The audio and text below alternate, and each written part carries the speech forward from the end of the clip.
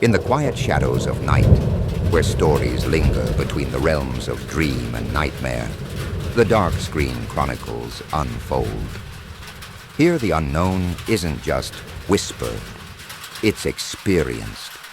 Prepare to step into the darkened corners where forgotten tales await.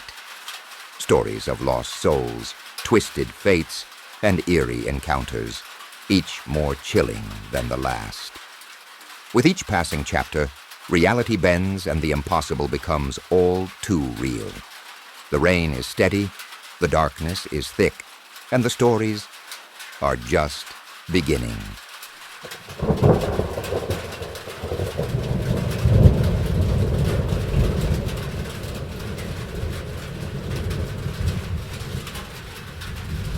In Sydney, there's this National Park drive where people complete runs, which consist of trying to complete the drives within a time stamp. I've been doing these so-called NSHO runs for a while now, with my best friend. Nothing has ever happened before, and the drive through the park is spooky at night. Sure, but I've always found comfort in the woodlands, or in night drives, so I never really thought anything of it a few nights ago. 3 of my friends and I went for a Nasho run, and exactly at the halfway point, we hit a pothole pretty hard, which resulted in a flat tire. So we pulled over to the side on a long road. This place has no reception, and it's in the middle of nowhere with no way of walking through or back. We had a spare tire, but no change kit. So I had one friend on call for help, which was a pain due to the lack of reception. My best friend panics a lot. So she was on the verge of crying, and I was rummaging through the boot for a wrench. And a jack, about 20 m away, was a parked car, which was strange, because the last house we passed was about 1 kilometer away, but we just shrugged it off. Later on in the dead of night, we hear a group of friends laughing, and this spooked my friend. So they stayed in the car. I told them I was going to follow the laughter and ask if they had a change kit in their parked car. Nate insisted on coming with me. We walked 20 meters to the parked car, and nobody was in there. It gets pretty freaking dark. So I tell him to turn on his flashlight, which he does. We turn a corner on a gravel road, and once we do, we see a woman standing there with her back toward us. The group laughter had stopped, which left us in the dead of night, in complete silence in the middle of nowhere, with this random woman who was just standing there, but she looked pretty normal to me. So I approached her slowly. I said, "Hey." She didn't turn around or react at all, so I stopped in my tracks. But Nate continued walking toward her. He stopped about 5 meters away, behind her. I yelled out, "Oi," and again she didn't turn around. We weren't able to see her face, but something just wasn't right. She was tall in all white. But I looked at Nate, and he just stood there, and under his breath, he muttered my name and told me to go repeatedly. So I turned around and started walking back. By the time we passed the car, we started running back to our car. We sat inside, and I asked what happened, and he said that something was wrong, because a woman just shouldn't be standing there by herself in pitch darkness, in the middle of a gravel road. In addition to that, she didn't react to us or our source of light. He said he just felt ominous about it all. We told our other 2 friends, and Nate was very shaken up. They sort of laughed it off, and when we ended up finally changing the tire, we turned the car back around and stopped right where we had seen the woman. I rolled the window down and shined my flashlight on the gravel road. The woman was gone, though. No more laughter, just silence. I thought maybe I had imagined her. But we stood right there, and Nate was right behind her. However, every single one of us heard the group laughter, and there's a fair share of paranormal stories about this area. But up until then, I'd never really paid attention to it.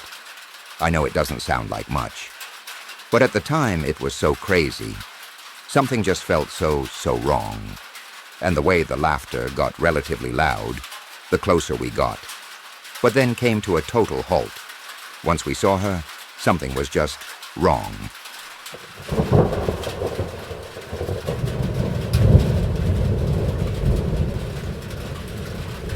These events occurred 2 summers ago in the Grand Teton area. My boyfriend, at the time, now husband, let's call him, Harry, was an avid outdoorsman and also served in the military. I was an ecology major and wanted to spend more time outdoors. So he decided to take me on my first backpacking trip. Just the 2 of us. For those who aren't familiar, the Grand Tetons are well known for their wildlife, specifically grizzly bears.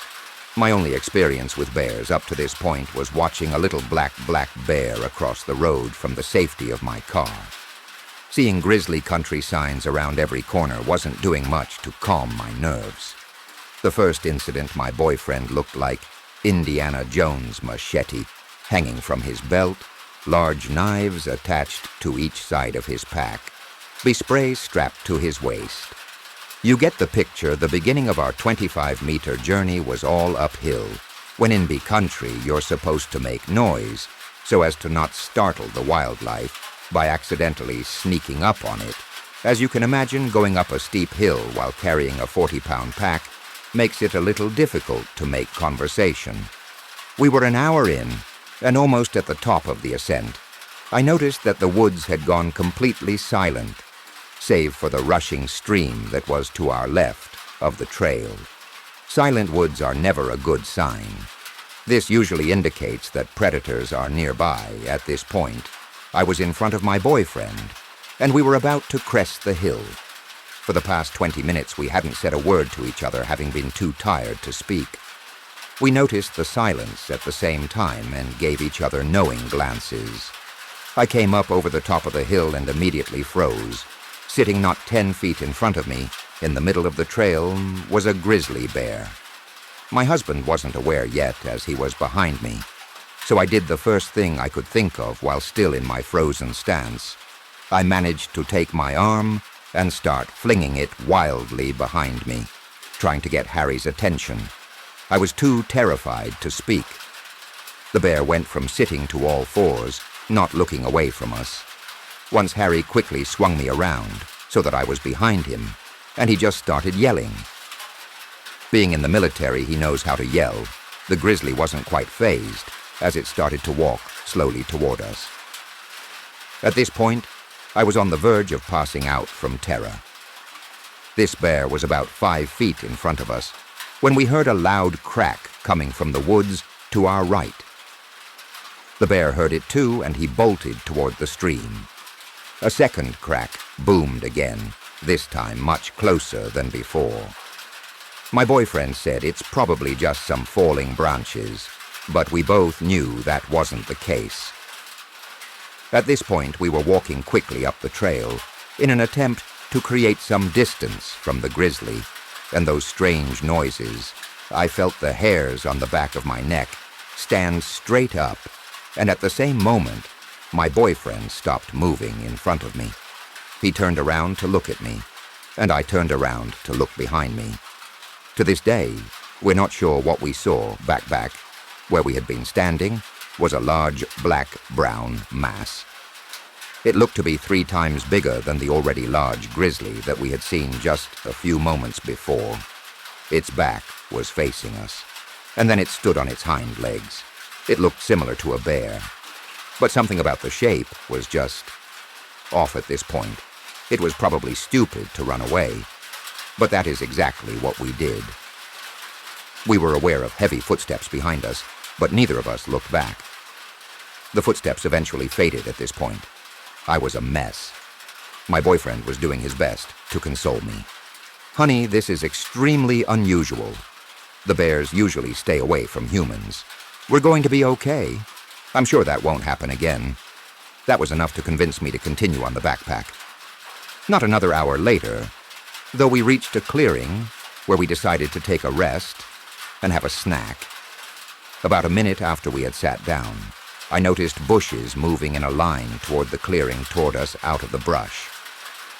Comes this adolescent grizzly, who looks just as spooked as I'm sure we did, but he came straight for us. My husband, being the crazy nut, that he has decided to charge back at the bear while screaming bear spray at the ready. That did the trick, and the bear ran off. All I could think was just my luck. But that wasn't even close to what happened the second night. Before we began our backpack, we had to let the ranger station know which trails and route we planned to take. With this information, they usually send a ranger on horseback at some point during the backpack to check on you, just to make sure everything is okay. There weren't many approved trails left for us to choose from, and it was just our luck that they were the most difficult, apparently. Over the 3 days that we were on those trails, we had been the sole hikers. We didn't see a single other person once we were en route. However, I guess we missed the ranger who came to check on us. We had been following hoofprints the entire second day, and we hadn't seen any the day before. I had some foot problems, so we spent valuable daylight trying to adjust my boots, laces, and socks to compensate for the pain when we started on the trail again. Again, we had maybe an hour or two of daylight left, and in the woods it gets dark fast. I was exhausted. It was now dark out, and Harry was the only one with a working headlamp, as mine wouldn't even turn on for some reason. We needed to find somewhere to set up camp, as we still needed to eat. It was freezing, and the wind was blowing. It was creating a howling sound as it rushed through the trees, which made it difficult to hear Harry or discern any other sounds coming from the woods. After another hour of hiking through the dark, we found a clearing. Well, it was more like a bowl. It looked to be about 200 meters in diameter, with the sides being about 10 meters down from the trail to the bottom of the clearing. This place was strange. We both felt it, though. He didn't tell me how freaked he was until after we had left. There was no moonlight. So all we had was the illumination from his headlamp, our small camp stove, and the flashlight that I had fished from my pack. Half of the trees were dead or fallen, but just in the bowl, the vegetation everywhere else was very dense to help alleviate my anxiousness. He started playing some music out of his portable speaker. This didn't help much, as it just echoed off the trees, creating a dissonance of sounds. He also thought that it would ward off any predators nearby. This is when we knew our anxiety was not paranoia. The silence was back there. Hadn't been a single bird chirp since we arrived at the clearing. It also may have had to do with the obnoxious music, but because of our previous experience, we decided to turn off the music and head into the tent. Aside from everything else, it was freezing. As soon as we were situated in our sleeping bags, we heard deep cracks and thuds echoing from beyond the tree line. Falling trees. There had been a lot of wildfires and very little rain this season. Thud. We both froze. That sound wasn't an echo. It came from inside the clearing, and it was definitely not a falling tree. Thud, it came from right outside our tent. We both stopped breathing. Harry's hand found mine, and we clung to each other. Paralyzed, something dragged across the outside of our tent, making an indent as it went along. It was thin, almost like a finger. "What is it?" I whispered, shaking. "I don't know. It shouldn't be a person." We're the only ones on this side of the mountain. I was trying my hardest to stifle sobs, trying to listen to what was outside.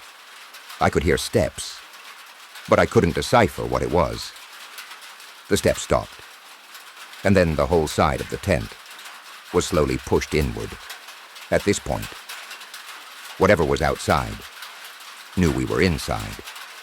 So I shined my flashlight at the side of the tent. What I saw made my blood run cold. Pressed into the tent wall was the shape of a human face. I could make out the nose and open mouth each time they breathed. Made the tent around their mouth billow in and out. Harry said of that, and pulled a Glock from his sleeping bag. He cocked it, and the sound shattered the silence. The face pulled back, and we heard fast footsteps heading toward the edge of the clearing. We didn't leave the tent till the sun was shining. The next morning, the first thing we noticed was the smell of urine. We came out of the tent and looked around. Whoever it was had peed on our coals that we had left on the fire, leaving a disgusting stench of evaporated pee footprint, surrounded our tent, circling around it multiple times. Muddy handprints decorated the outside of our tent. At least, we think it was mud. The takeaway: wildlife is not the most dangerous thing in the backcountry.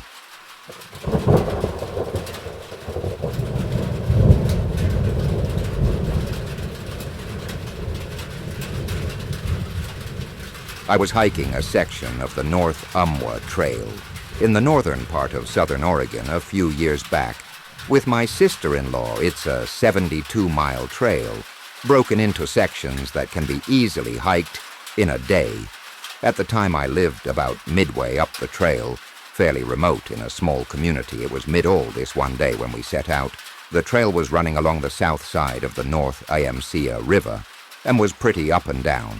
In the beginning, we made it to a fairly flat section that was running just above the river. There was this beautiful view of the river through the trees, so we stopped, get some pictures, and take a water break. I immediately felt extremely uncomfortable, like somebody was watching us.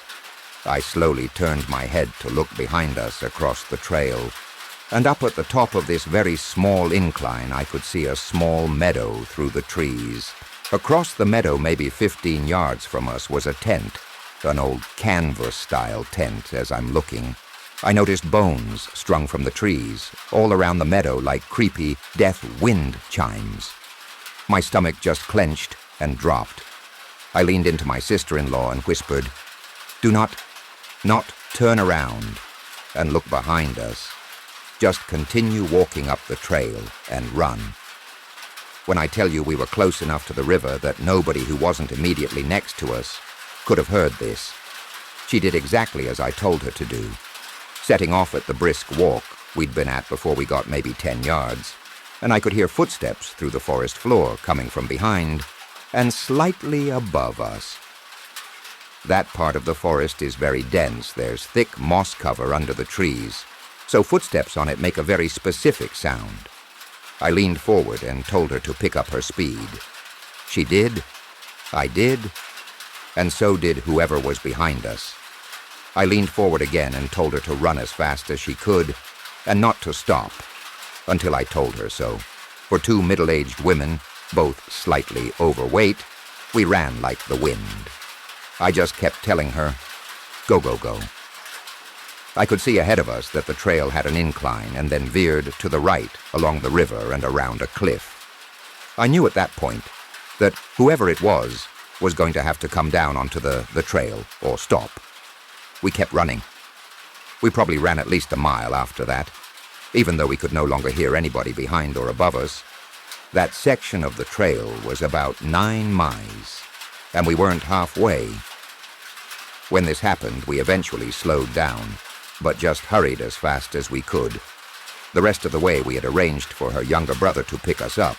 We made it to the next trail, head fairly early, so we made our way out to 138 and started walking east toward home. Knowing that he would find us, he did, and was shocked at our story.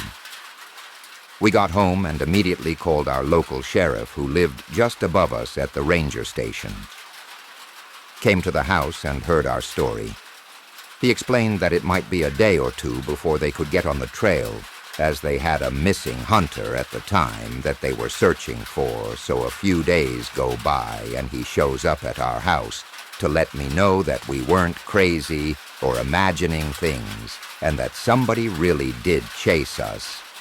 I asked what they found and who it was. He looked at the floor and then looked up and said, "I'm not going to tell you what we found or who it was, because if I do, you'll never hike anywhere ever again. What we found was not normal, and it won't happen up here again." He then instructed me to never ever hike unarmed again. I never found out what they found or who it was. I never hiked that section of trail again, and it completely burned last year. I also never hike unarmed ever. That was huge for me, because I wasn't really a gun person at the time, but I am a living person, and I'd like to stay that way. So I took his advice. I had many incidents living up there in the national forest, with wild animals and other strange things. But nothing ever scared me as much as another human did that day.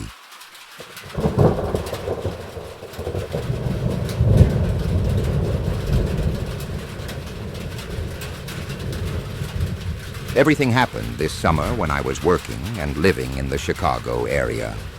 I don't know much about spirits or paranormal events.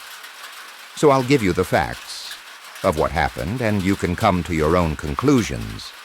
In the first few weeks of my new job, I met this really great guy, we'll call him Paul. We hit it off immediately, and one day he suggested that we go hiking in the woods. I'm originally from Russia, so I was practically raised in the woods. I spent half of my childhood in them, and I was really excited about his proposal as we're hiking. It starts raining like pouring rain. I've never seen anything like it. We go deeper and deeper into the forest until there are no more paths, and we're practically treading swamp water all this time. We're just talking about random stuff and getting to know each other while not really paying attention to the surroundings. There's no one around, since we've gone pretty deep into the woods already, and it was pouring buckets. Eventually we stumble on the skeleton of a teepee, just the bare wooden structure of it, and thought that it was pretty cool. So we kept going in that direction. Suddenly we both hear someone crying. It sounded like a baby. It is a forest, so lots of animals can imitate that sound, like deer cubs, etc., and the cry sounded distant anyway, so we thought nothing of it and walked forward. Within seconds we heard this thing right next to us, which seemed strange since it sounded so far away. At first it was so loud. Now that it could have been a few feet away, we start looking all around, even looking up into the trees, and absolutely nothing was there. It was a pretty weird situation, so we kind of speed-walked in the other direction. As soon as we stopped for a break, the sound starts up right next to us again. It was like something was telling us to book it. So we did. We ran faster than what was probably safe in that kind of weather, half looking at Google Maps and half relying on memory. We made it back to the entrance of the woods. Both of us agreed that what happened was pretty weird, and decided to look into the history of the place. Immediately, websites like most haunted forests in Illinois started to pop up. Turns out that the place was the site of ancient Native American burial grounds. Not surprising, since a lot of tribes used to live in various parts of Illinois. And apparently it's where 3 young boys were brutally murdered and left naked in a ditch. Pretty dark stuff. Paul and I went back, and I kind of forgot about the incident, until one evening after work, he tells me that he can't stop thinking about the cry, and he wants to go back to see what was there. Naturally, I think it's a stupid idea, especially because it was already dark out. But then Paul's friend Ryan joins him for kicks, and since I'm worried for both of their safety, 20-something fresh out of college, dudes can be very dumb. I come along thinking that at least I could try to keep them out of trouble. So we hop in the car and we drive over there. Traffic is insane, and my friend takes a wrong turn. So we get there at around 11 p.m. We get out and head into the forest. Now there's no street lights anywhere near us, except right at the edge of the road, and flashlights can only do so much. So our visibility is pretty bad. We eventually get to a small wooden bridge that leads us across the river into the actually deep part of the forest. As soon as we cross, I start feeling uneasy. We weren't supposed to be in the woods that late in the first place, but this was a deeper feeling of guilt, like we were intruding or disturbing something that was there. Ryan, who's been leading the way and feeling all confident and cocky, saying that there's nothing out here, stops all of a sudden on the other side of the bridge, the three of us were hit with this feeling of dread and panic, one that I've never felt before in any forest. And I've been to lots, both in the day and at night. We all exchange nervous looks, and suddenly we hear crunching coming toward us from the dark. The feeling at this point gets so intense that Ryan, confidently walking ahead seconds ago now, looks uneasy and says, "I think we should go back." We all slowly turn around and start speed, walking toward the bridge. No one talks until we get to the other side, and Ryan says, I was just nervous because, it might have been a homeless person, and I didn't want to deal with that. Right, eventually, we get to the road where our car was parked, along the side, and that's when I see a girl, maybe in her early 20s, just walking along the highway. She was wearing very little clothing, and looked a little strange. Her walk wasn't a drunk one. She just seemed to be almost, I don't know the right word for it, but vibrating, undulating in. I'm not sure. But there wasn't a building around for miles, just straight road. My stepdad is Malaysian, and he's told me a bunch of ghost stories about young ghost women on the side of the road, killing drivers. But I was willing to risk it, because I didn't want to leave this girl all alone. Ghost or no ghost. So I convinced Paul to slow down a bit when we got to her. I called out to her from the passenger window, asking if she needed help. The girl slowly turns around, and with the creepiest, slowest smile spreading across her lips, she nods. I was hit with that same feeling that I had gotten back there in the forest, and almost regretted slowing down. But whatever my sense of wanting to help that girl was greater than whatever weird stuff I was feeling. And if I died, well, at least I'd have a clean conscience. She gets in the back of the car, right behind my seat, and next to Ryan, and he just starts to chat her up, flirting, asking her where she's from and what she's doing.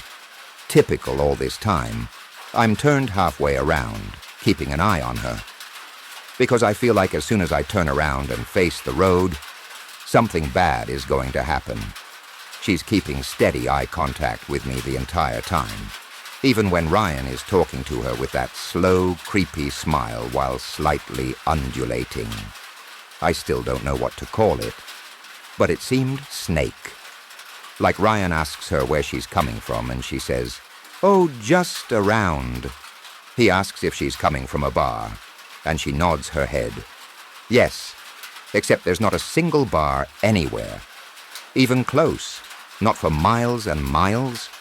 She said she was walking home and gives Paul an address, which is 15 minutes away by car along nothing but forest. My eyes literally hurt from keeping eye contact with her, and she just keeps smiling and undulating and giving off this feeling of dread. This feeling just keeps increasing. So eventually we drop her off at her street. There are lots of old-looking, smaller houses there when I turn back to look at her. A second later, she's completely gone. I couldn't sleep that night. I kept imagining her creeping up the stairs, her smiling face undulating from the shadows.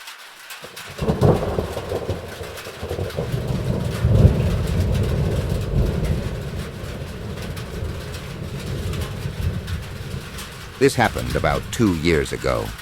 I went on a solo trip to a remote cabin in the woods, hoping to disconnect from the chaos of everyday life and do some writing.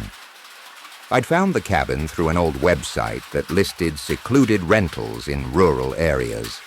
The pictures looked perfect, rustic, quiet, and far from civilization. I booked it for a weekend, packed up my things, and drove out there. The drive was long and isolated, taking me deeper into the forest with each mile. When I finally arrived, I was relieved to see the cabin standing exactly where the listing had described it, tucked away at the edge of a clearing. It looked just like the pictures, weathered but charming. There was no one around, no other signs of life, just trees and stillness. It felt like I had the whole forest to myself. The first night was peaceful. I made a fire, enjoyed some food, and relaxed in the quiet. The forest felt calm, almost alive, as if everything was in harmony. But when I went to bed, that's when things started to get strange. Around midnight, I woke up to the sound of footsteps outside. I figured it was just an animal at first, maybe a deer or a raccoon. But then I heard a knocking on the door. It was soft at first, then louder, almost like someone was gently banging on it. I was immediately on edge, but tried to stay calm. There was no way anyone could be out here, right? The nearest neighbor was miles away. I turned on the flashlight and checked the windows. No one. I cautiously opened the door to look around, but there was nothing, just the moonlight filtering through the trees. The air was cold, and the night was dead silent. I closed the door, locked it, and went back to bed, but the unsettling feeling stuck with me. The next day I went for a long walk around the property. There were no signs of other people, no paths leading to or from the cabin, just miles of untouched wilderness. By evening I started hearing strange noises again. This time it was the sound of branches snapping, almost like someone was walking through the woods outside. But when I went to investigate, there was no one there. I kept feeling like something was just out of sight, watching me. That night I decided to stay awake. I sat by the fire, listening to the forest, hoping to catch any strange sounds. And that's when I heard it again, the soft knocking on the door. But this time, it wasn't just on the door. It was coming from the windows, too. A soft tapping, like someone was gently knocking from the outside. I felt a cold sweat break out on the back of my neck. I grabbed my flashlight and went outside, this time with the intent of confronting whatever was out there. But when I stepped outside, there was nothing but stillness. No one was around. But something was off. I walked around the cabin, and that's when I noticed something odd. The cabin was different. It wasn't exactly the same as when I had first arrived. The building seemed to have shifted, slightly, but enough to make me feel disoriented. The angles weren't quite right. The porch, the roof, even the windows. They didn't match the way they had looked the day before. It was as if the cabin had changed overnight. I spent the next few hours in a daze, walking around the property, trying to make sense of what I was seeing. The entire clearing around the cabin seemed to stretch on longer than it should have, and the trees in the distance appeared different as well. It was like the landscape had been rearranged, like I was in a different version of the forest. At some point, I realized that I was lost. I knew I hadn't moved, but the surroundings were so unfamiliar. The path I had walked earlier didn't lead back to the cabin. The landmarks I had seen in the daylight had disappeared or been replaced with something else. I tried to retrace my steps, but no matter where I went, I couldn't get back to the cabin. I kept hearing that same soft knocking on the trees, on the rocks, on the ground. The sounds seemed to come from all directions, echoing in the woods, as if the forest itself was alive and mocking me. As panic set in, I ran through the woods, trying to find any kind of familiar landmark, but the trees and shadows played tricks on me. The moonlight only made it worse, casting long, twisted shadows that seemed to move on their own. I couldn't see a way out. Hours passed, and by the time dawn finally came, I had wandered deeper into the woods, utterly disoriented. That's when I saw it, the cabin. It was standing in the exact spot I had left it, but it wasn't the same. The door was wide open, and inside, everything was in complete disarray. The furniture was overturned, the fire still burning, though no one had been inside. I walked towards the door, hesitant, my heart racing. But as I got closer, I noticed something, or rather, someone, in the window. A figure just standing there, watching me. I couldn't make out details, but the eyes were hollow, black, and they seemed to be beckoning me. That was it. I turned and ran. I didn't even look back. I didn't stop until I reached the road and flagged down a passing car. I got a ride back to the nearest town and spent the rest of the day trying to calm down. When I returned home, I did some research on the area. That's when I found out something terrifying. The cabin I had rented didn't even exist on any official map. It wasn't listed under any rental sites either. I tried reaching out to the owner, but there was no contact information. I even contacted the website where I had originally found it. They had no record of the listing. It felt like the cabin had been waiting for me, and it wasn't done with me yet. I haven't been able to shake the feeling that it's out there, somewhere in the woods, just waiting for the next person to stumble upon it.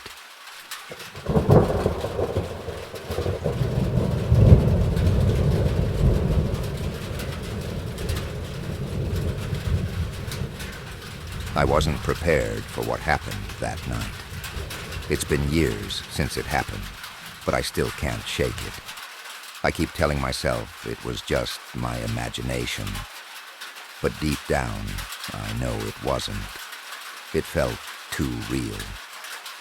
It started like any other night. My parents were out of town for the weekend, and I was home alone. I love the peace and quiet, especially since the neighborhood is so calm. Nothing ever happens around here. I was just about to settle in for a quiet evening with a cup of tea when I noticed something strange, something that I still don't fully understand. I was sitting by the window, watching the sunset. There's this feeling you get sometimes when you're alone, like something's off, but you can't figure out what it is. I tried to ignore it, but it didn't go away. It got worse as the lights started to fade and the darkness crept in. The quiet felt too heavy, too thick, like the world outside my house was holding its breath. My thoughts seemed louder somehow, and the noises from the outside seemed distant, almost muted. But I kept telling myself it was just a normal night, nothing to worry about. As soon as the night hit, the house felt different. I can't explain it, like the silence became too heavy, almost suffocating. But I brushed it off. I wasn't scared. I was just alone. I decided to head to my room, thinking I could relax and watch a movie, but then it happened. It was the faintest tapping at the window. At first I thought it was just a branch from the tree outside, but when I looked, nothing. No wind, no branches moving, just the tapping, over and over again. I couldn't see anyone, I couldn't hear anything, but the tapping kept going, and it wasn't like something brushing against the glass. It was deliberate, like someone was knocking, gently but insistently. I checked the window, checked the yard, nothing. It was empty, so I closed the blinds, thinking it was my imagination. But even then, the feeling didn't go away. I felt watched, like someone was right outside, waiting. I went to bed. My heart was racing, but I told myself I was just being paranoid. I tried to calm down. I didn't want to be that person who gets scared by every little noise.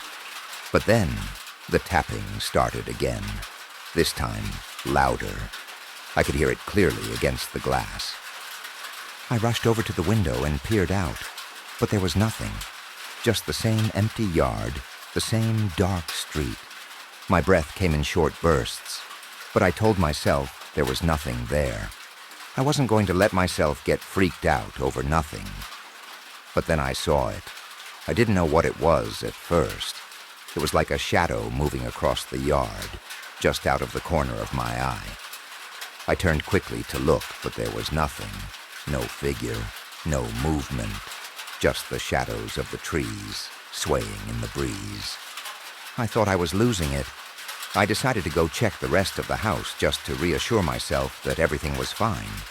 The locks were secure, the doors were locked. No sign of anyone. But then I stopped, and I don't know why I stopped, but I did. I felt that feeling again, the feeling that I was being watched. I walked back to my room, and that's when I saw it, or rather, when I didn't see it. I went back to my window. The blinds were closed, but I could see the reflection of my room in the glass. And in the reflection, I saw it, a figure, standing outside, not too far from the window, just standing there, staring. I couldn't see its face, but I knew it was looking at me. It wasn't moving. It wasn't doing anything but watching, just standing there in the dark. I froze. My heart stopped, and I couldn't breathe. It was like I was paralyzed. I turned around to look out the window directly, but when I looked, there was nothing there. No figure. No one. The yard was empty again, but in the reflection, the figure remained, still watching. I stepped away from the window, my legs weak beneath me. I tried to convince myself it was just a trick of the light, some kind of shadow, or my mind playing games with me. But deep down, I knew that wasn't it. The figure in the reflection was too real.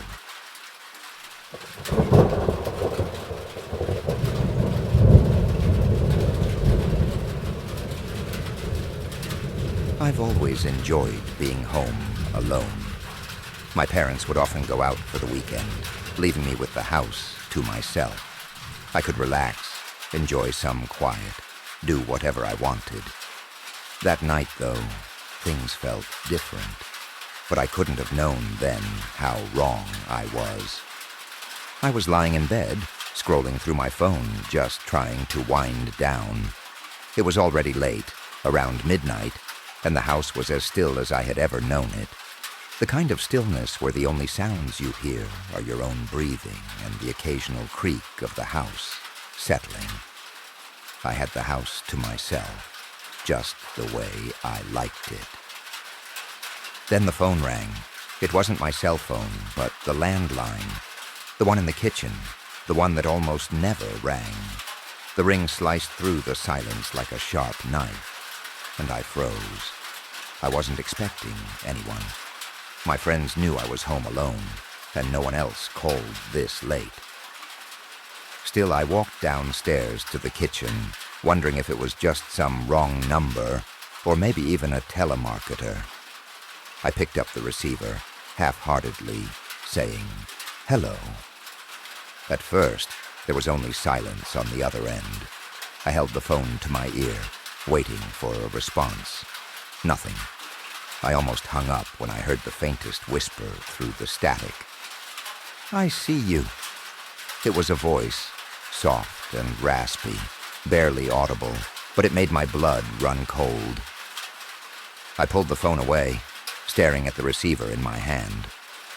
Was this a prank?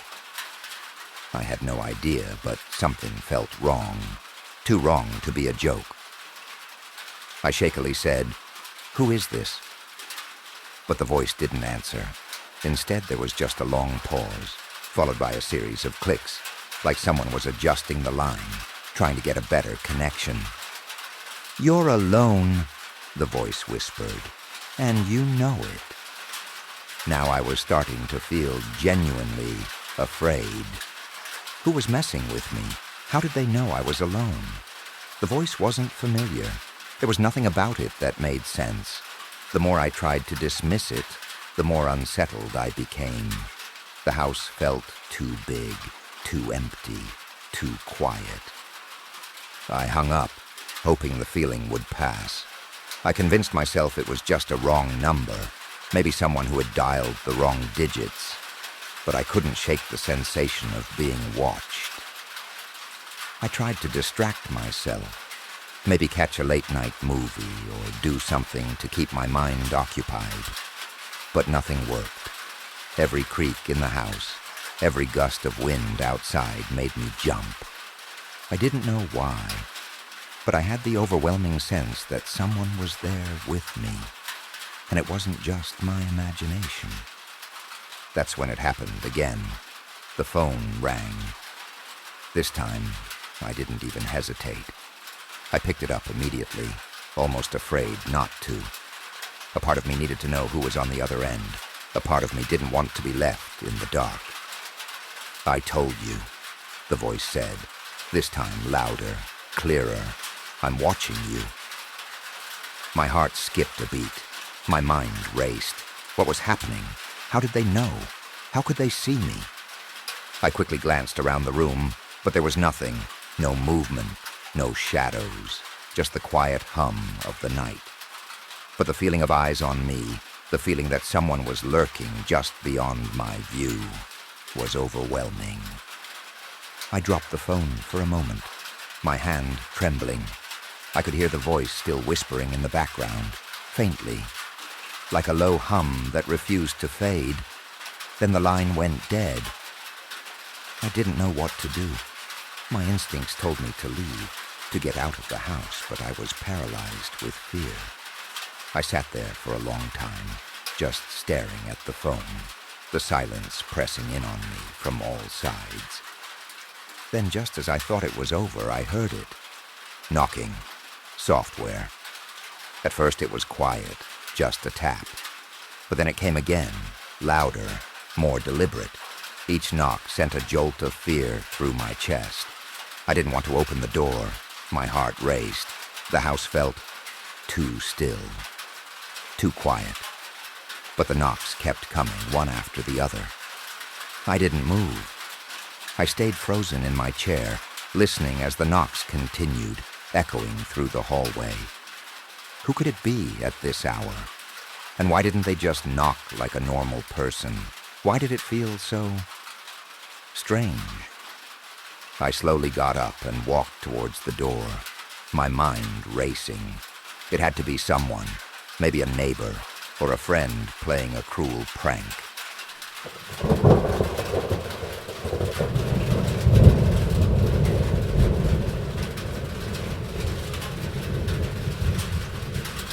It was supposed to be a quiet weekend.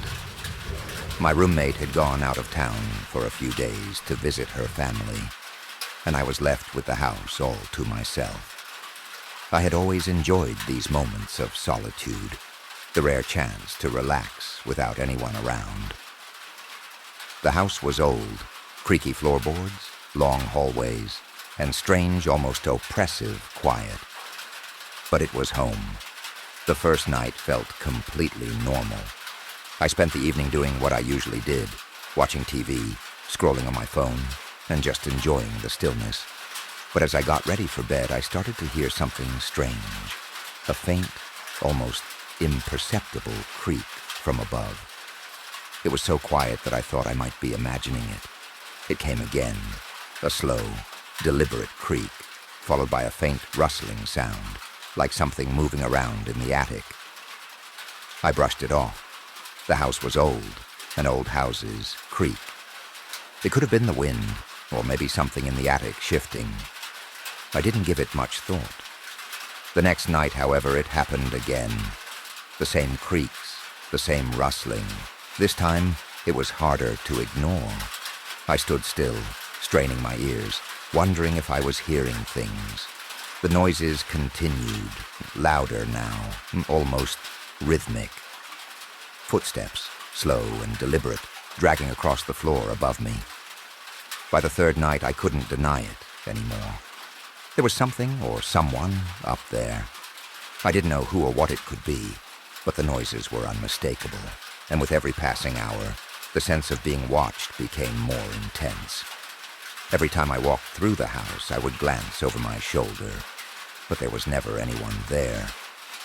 Yet the feeling lingered. It wasn't just the noises, it was something else, something deeper.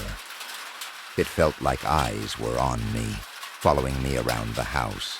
Still, I told myself it was nothing. Maybe it was a raccoon or a squirrel up in the attic, making the sounds. But when I started finding things moved around, I couldn't chalk it up to coincidence anymore. One night, I set my keys on the kitchen counter, only to find them gone when I returned. At first, I thought I'd just misplaced them, but then it happened again. My phone charger, which I had left plugged into the wall, was missing. A bottle of water that I had set on the coffee table was now on the floor, its cap slightly unscrewed. I began to feel a creeping dread. Was I losing my mind? Was I forgetting things? Or was something or someone moving around my house while I wasn't looking? I locked my bedroom door at night just to feel safer, but the strange feeling never went away. If anything, it intensified. I couldn't shake the sensation that someone was standing just behind me, watching me from the shadows. The nights passed in a haze of unease. Every time I heard a creak, I would freeze. Every time I felt a draft, I would check the windows to see if they were open. Every time something was moved, I tried to rationalize it, but deep down, I knew something wasn't right. Something was wrong in this house. It wasn't until the fourth night that I couldn't take it anymore. The noise coming from the attic had escalated. It wasn't just creaks and rustling anymore. I could hear things being dragged across the floor, like someone was moving furniture. A loud thud, followed by more scraping, and then the footsteps again. Slow, deliberate, like someone was walking through the attic with purpose. I knew I had to check. I couldn't ignore it any longer. My heart was pounding in my chest as I grabbed a flashlight and made my way to the attic door. The stairs were steep and narrow, the old wood groaning under my weight. As I reached the top of the stairs, I hesitated for a moment, my hand hovering over the door handle. I wasn't sure what I expected to find, but whatever it was, I knew it wouldn't be good. I slowly turned the handle and pushed the door open. A stale, musty smell hit me immediately, and I felt a cold chill run down my spine. The attic was dark, the only light coming from the faint beam of my flashlight. I called out, my voice trembling. "Hello? Is someone up here?" There was no answer. The silence that followed was suffocating, but it didn't feel empty. It felt wrong.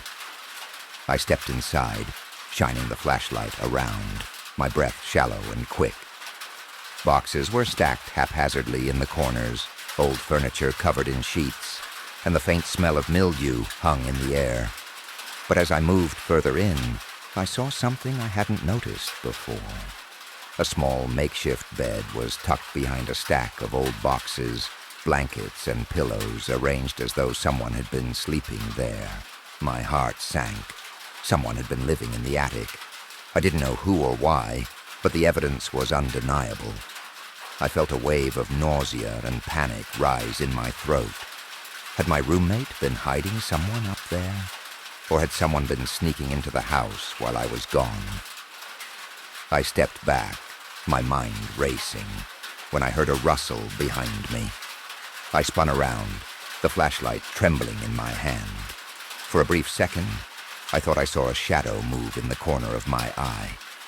But when I looked again, the attic was empty. I didn't wait to investigate further. I ran out of the attic, slamming the door behind me. I locked myself in my bedroom, my pulse racing. Was someone still in the house? My mind was reeling. I grabbed my phone and tried to call my roommate, but there was no answer. I texted her, asking if she had come home early, but she replied minutes later, telling me she was still out of town. The house was empty, except for me and the person hiding in the attic. I couldn't stay there another minute. I grabbed my phone again and dialed 911. My voice shook as I explained the situation, barely able to keep it together. The operator told me to stay in my room and lock the door. I did, but the fear gnawed at me. I could hear footsteps above me again, the sound of someone moving through the attic. But now, it was different. It wasn't just a random creak. It was deliberate, calculated. Someone was moving around, and they knew I was down here. Minutes later, I heard sirens outside. The police had arrived. I could hear them knocking on the door, shouting for me to let them in. My hands were shaking as I opened the door, and the officers quickly entered the house, weapons drawn. They didn't waste any time. They immediately made their way to the attic. I stood frozen in the hallway, waiting for what felt like an eternity. The sound of footsteps overhead was gone. Everything was eerily quiet.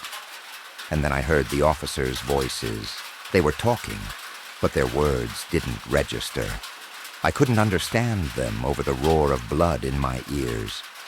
It wasn't until they came back downstairs that I fully understood what had happened.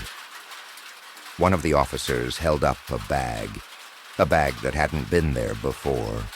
Inside were clothes, food wrappers, and other personal belongings. The figure from the attic had been living there for months, hidden from everyone. The officers had found the intruder, a stranger who had been sneaking into the house over time, making themselves at home in the attic without my knowledge. I was told the person had been using the attic as a hiding place, slipping in and out of the house undetected, watching me every day, learning my routines.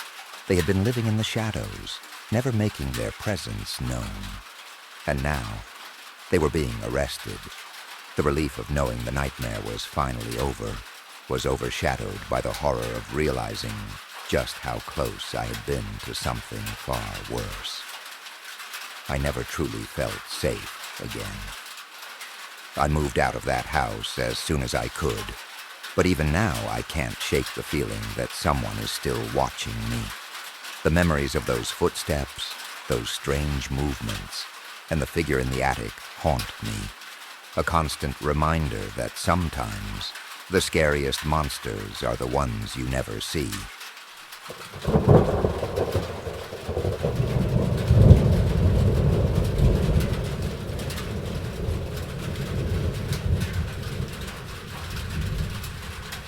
I've always enjoyed being home alone.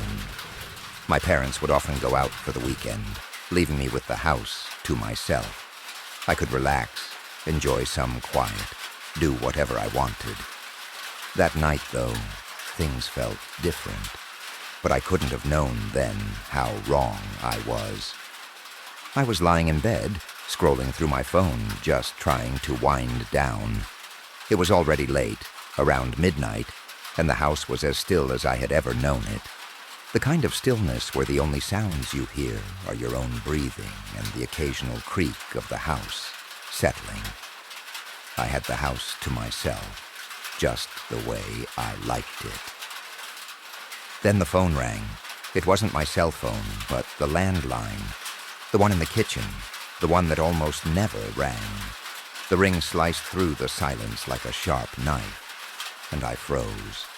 I wasn't expecting anyone. My friends knew I was home alone, and no one else called this late. Still, I walked downstairs to the kitchen, wondering if it was just some wrong number, or maybe even a telemarketer. I picked up the receiver, half-heartedly, saying, "Hello." At first, there was only silence on the other end. I held the phone to my ear, waiting for a response. Nothing. I almost hung up when I heard the faintest whisper through the static. "I see you." It was a voice, soft and raspy, barely audible, but it made my blood run cold. I pulled the phone away, staring at the receiver in my hand. Was this a prank? I had no idea, but something felt wrong. Too wrong to be a joke. I shakily said, "Who is this?" But the voice didn't answer. Instead, there was just a long pause, followed by a series of clicks, like someone was adjusting the line, trying to get a better connection. "You're alone," the voice whispered, "and you know it." Now I was starting to feel genuinely afraid. Who was messing with me? How did they know I was alone? The voice wasn't familiar. There was nothing about it that made sense. The more I tried to dismiss it, the more unsettled I became. The house felt too big, too empty. too quiet. I hung up, hoping the feeling would pass. I convinced myself it was just a wrong number, maybe someone who had dialed the wrong digits, but I couldn't shake the sensation of being watched. I tried to distract myself, maybe catch a late-night movie or do something to keep my mind occupied, but nothing worked. Every creak in the house, every gust of wind outside made me jump. I didn't know why, but I had the overwhelming sense that someone was there with me, and it wasn't just my imagination. That's when it happened again. The phone rang. This time, I didn't even hesitate. I picked it up immediately, almost afraid not to. A part of me needed to know who was on the other end. A part of me didn't want to be left in the dark. "I told you," the voice said, this time louder, clearer. "I'm watching you." My heart skipped a beat. My mind raced. What was happening? How did they know? How could they see me? I quickly glanced around the room, but there was nothing. No movement, no shadows, just the quiet hum of the night. But the feeling of eyes on me, the feeling that someone was lurking just beyond my view, was overwhelming. I dropped the phone for a moment, my hand trembling. I could hear the voice still whispering in the background, faintly, like a low hum that refused to fade. Then the line went dead. I didn't know what to do. My instincts told me to leave, to get out of the house, but I was paralyzed with fear. I sat there for a long time, just staring at the phone, the silence pressing in on me from all sides. Then, just as I thought it was over, I heard it. Knocking. Software. At first it was quiet, just a tap. But then it came again, louder, more deliberate. Each knock sent a jolt of fear through my chest. I didn't want to open the door. My heart raced. The house felt too still, too quiet. But the knocks kept coming, one after the other. I didn't move. I stayed frozen in my chair, listening as the knocks continued, echoing through the hallway. Who could it be at this hour? And why didn't they just knock like a normal person? Why did it feel so strange? I slowly got up and walked towards the door, my mind racing. It had to be someone, maybe a neighbor or a friend playing a cruel prank. I crept over to the door, my hand shaking as I reached for the doorknob. I couldn't decide whether to open it or not, but before I could make a decision, the phone rang again.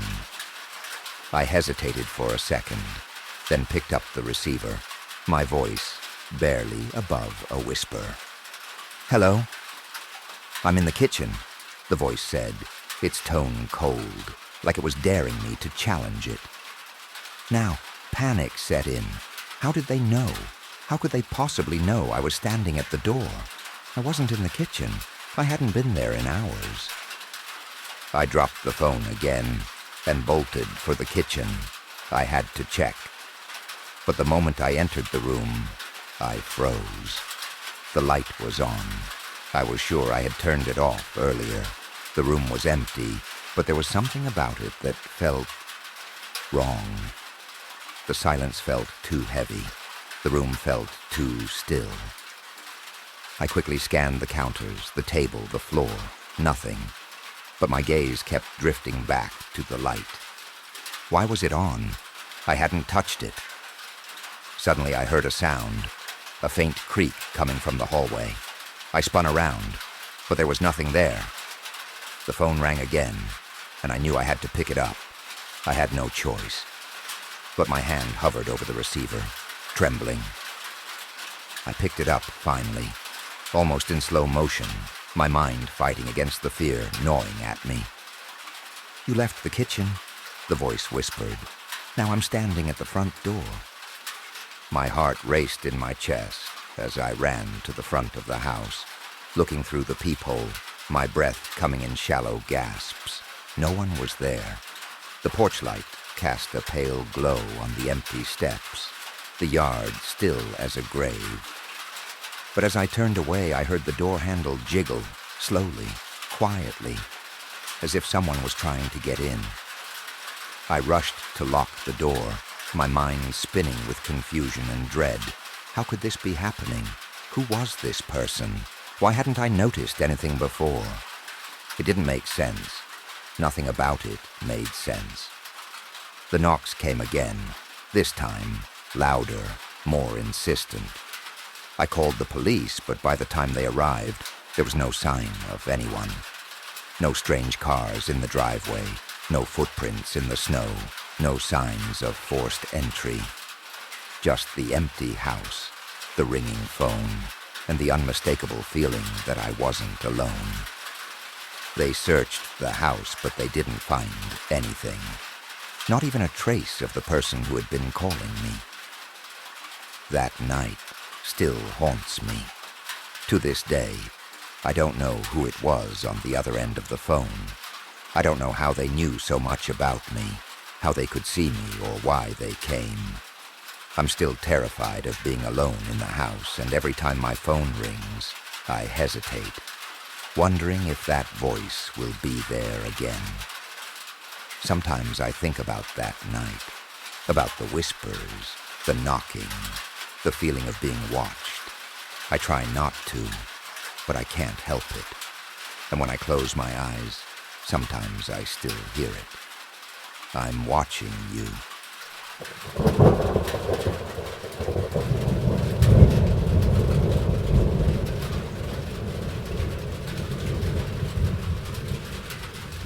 I felt my body shaking, my pulse quickening. The silence in the house felt suffocating now, like the air was thick with something I couldn't see but could feel pressing against me. It was like the walls were closing in. I walked across the room, trying to shake off the dread creeping up my spine. But then I heard it again. The tapping, soft at first, but gradually louder, almost insistent now. It wasn't at the window this time. It was coming from the door.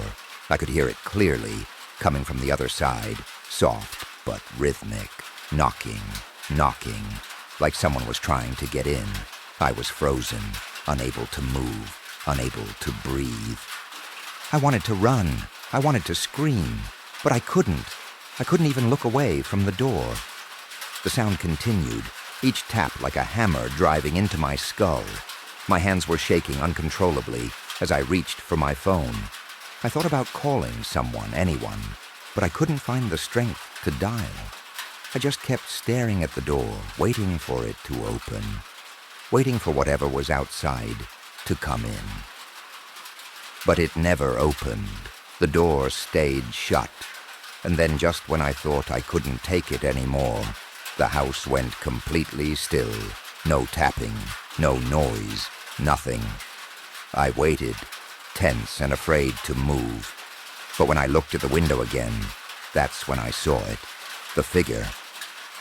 It was right there, outside the window. But this time, I could see it clearly. It wasn't just standing anymore. It was walking toward me. Slow, deliberate steps. Its head tilted at an odd angle, as if it was studying me. Its body was tall, unnaturally tall, and it didn't move like a person. It moved with a kind of twisted fluidity, like it was stretching its limbs beyond what they were meant to do. My breath caught in my throat. I couldn't move. I couldn't look away. And the worst part? It wasn't even trying to hide anymore. The figure stepped closer, and I saw it more clearly than I ever wanted to. Its face, if you could even call it that, was just a blank, pale mask. No eyes, no features, just a smooth, empty surface where a face should have been. I tried to scream. I tried to run, but my legs wouldn't move. My mind was screaming for me to escape, but all I could do was stare at that empty face, frozen in terror. And that's when I heard it again, the tapping, but this time it was coming from behind me. Whipping around, I saw it. The figure was standing in my doorway, blocking the only way out. The door had opened on its own, the handle slowly turning by itself. I was trapped. Completely and utterly trapped. I don't know how I got out of that house. I don't remember running. I don't remember leaving. All I remember is standing outside, my heart pounding, my body numb with fear. I ran to the neighbor's house and stayed there the rest of the night. I couldn't bring myself to go back until my parents came home. I haven't been back in that room since, and I haven't been able to sleep properly either. Every time I close my eyes, I hear it again. The tapping, software insistent, like someone's still waiting outside.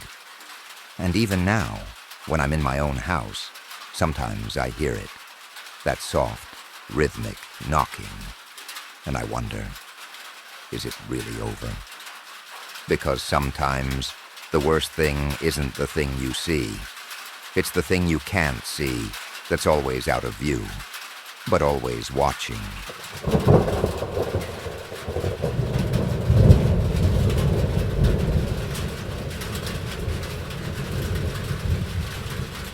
My partner and I decided to get away for the weekend and rented a secluded cabin deep in the forest. It was one of those places that was so quiet it almost felt like time was standing still. At first it was perfect, just what we needed. But things took a turn the first night we were there. Around 11 p.m. we were lying in bed, talking and winding down. Suddenly we heard whispers, faint, almost like a voice, coming from outside. We both stopped talking and listened. I figured it was probably just the wind rustling the trees. But the voices, they were so clear. I got up and went to the window, looking out into the darkness with the flashlight. I couldn't see anyone, but the whispers didn't stop. It was like they were coming from all around us. I opened the door and stepped outside. But as soon as I did, the whispers stopped. That night, I didn't sleep. I kept hearing those voices, like they were right outside the door, but every time I looked, there was no one there. We stayed for 2 more nights, but the whispers never stopped, and each night, they got louder. On the last night, I saw something in the trees, just a silhouette of someone standing there, staring directly at me. It wasn't until I blinked that it was gone. That was it. We packed up and left at 3 a.m. As we drove away, I swear I heard the whispers following us. It felt like they were in my head, and I haven't been able to shake the feeling since.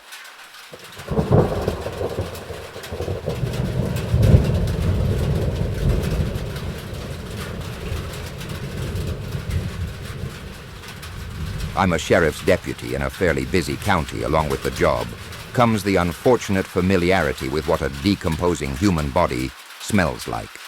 To me, it's very similar to an animal carcass, but with a much sweeter odor. Not sweet in the sense that I enjoy it, hell. No, that smell normally means a bad night for me, and another gruesome memory to add to my catalog of things I would rather forget. With that out of the way, I'll get to what happened last night. I was patrolling a geographically isolated area of the county, which is very large and sparsely populated. Having completed the Hawarong trek to the northwestern county line, I began driving through the mountains back toward civilization, about 25 mil from town or the closest semblance thereof.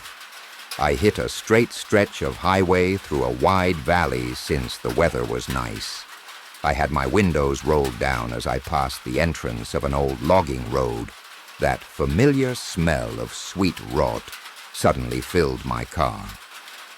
Not just a whiff. A cloud of it filled the cab as if there was a week-old human core corpse sitting in the front seat next to me.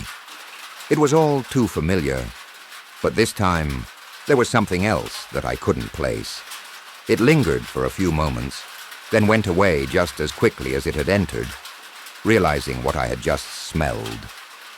My heart sank, and I pulled to the side of the road. I told myself it was just a dead animal in the ditch, and that my mind was playing tricks on me. I turned my car around and drove slowly back toward the logging road. The closer I got to it, the smell became stronger, and I grew more certain that I was about to find a body holding on to a shred of hope. That I was wrong. I parked my unit on the side of the highway, just before the dirt road. I radioed to dispatch, told them my location, and that I would be out of my unit for a moment. I didn't say why to avoid an awkward disregard on a possible body on the side of the road. I shined my flashlight into the ditch and into the encroaching briars and weeds. As I walked closer to where I believed the source of the smell was once I was a few yards away from the dirt road, I saw the opening of a concrete cull going under the highway at this point. The smell was nearly as strong as it had been when I first passed. The opening of the cull was about 3 feet in diameter, just large enough to hide a body inside. I cursed and held my breath as I leaned over and shined my light inside. An empty tunnel stretched the width of the highway. Somewhat relieved, I stood and looked around. It smelled as if I was standing on top of whatever was emitting the odor. I searched around the brush for a moment, but found nothing, thinking the origin might be on the opposite side of the highway. I crossed to the other ditch to continue searching.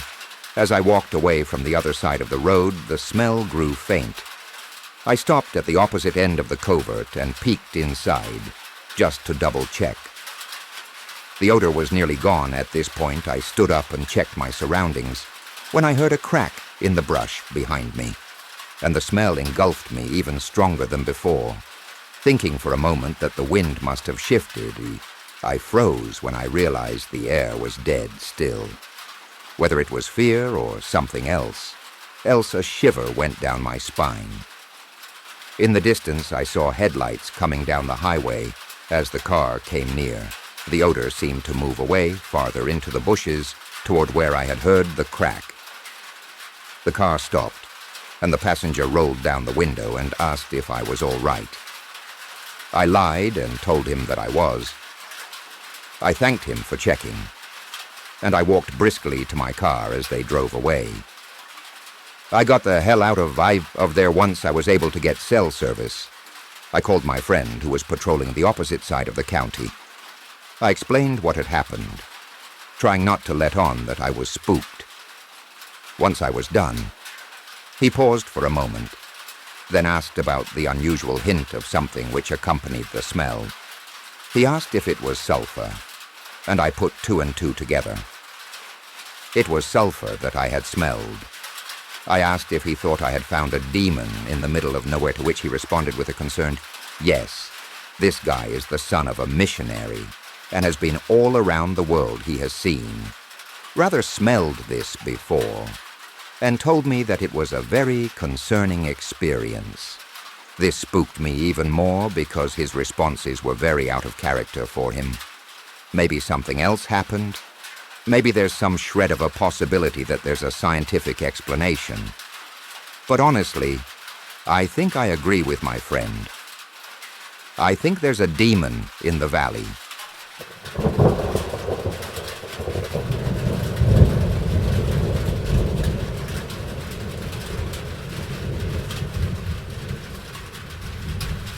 A few years ago, my friends and I rented a cabin deep in the woods for a weekend getaway. It was a small, rustic place, no Wi-Fi, barely any phone signal, and completely surrounded by dense trees. The first night was uneventful.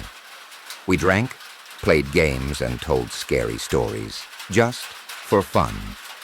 But on the second night, something horrifying happened. We had all gone to bed around 1 a.m., and I was sleeping in the smallest bedroom, which had just one window facing the woods. At some point during the night, I woke up with that weird feeling, like I was being watched. I rolled over to face the window. There was a face looking in at me. It wasn't pressed against the glass, but I could see it clearly in the moonlight. Pale skin, wide, staring eyes, and an expression that was wrong. It was almost like it was smiling, but not in a normal way. I was frozen. I wanted to scream, but no sound came out.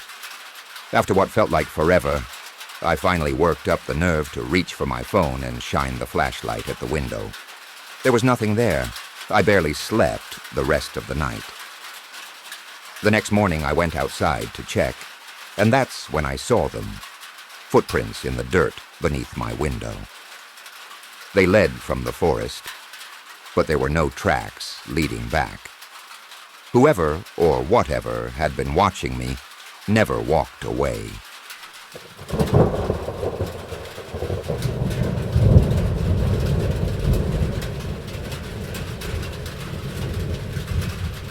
My family owns a small cabin deep in the woods. It's been in our family for generations, and while I've always loved going there, I've also always felt uneasy. One weekend, I decided to go alone to clear my head. I arrived late in the evening, lit a fire, and settled in with a book. That's when I heard it, a door slamming shut. I froze.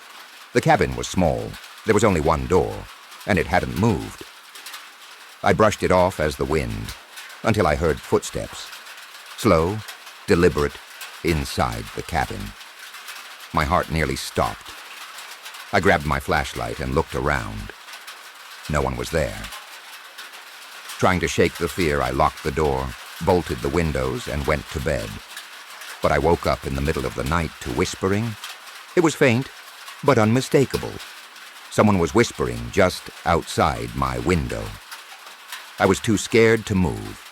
But then, my bedroom door creaked open. I forced myself to look. The door was wide open. The hallway was pitch black. And then, I heard breathing. I grabbed my keys, sprinted to my car, and didn't stop driving until I reached town. The next morning, I returned with a friend. Everything inside the cabin was exactly how I left it. Except for one thing. On the dusty floor near my bed were bare footprints. They weren't mine.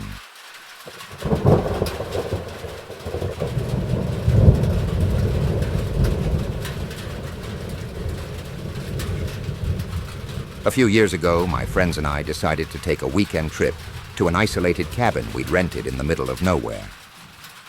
We were all looking for a break from the hustle of everyday life, so the remote setting seemed perfect. It was deep in the forest, about 30 minutes from the nearest town.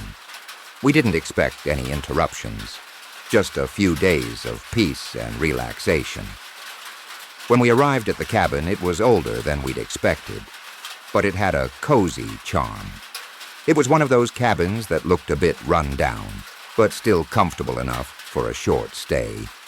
The windows were old and a bit foggy, the wood had a faded patina, and there was a small fireplace in the corner. Still, we were excited and settled in for a long weekend. The first couple of hours were perfect.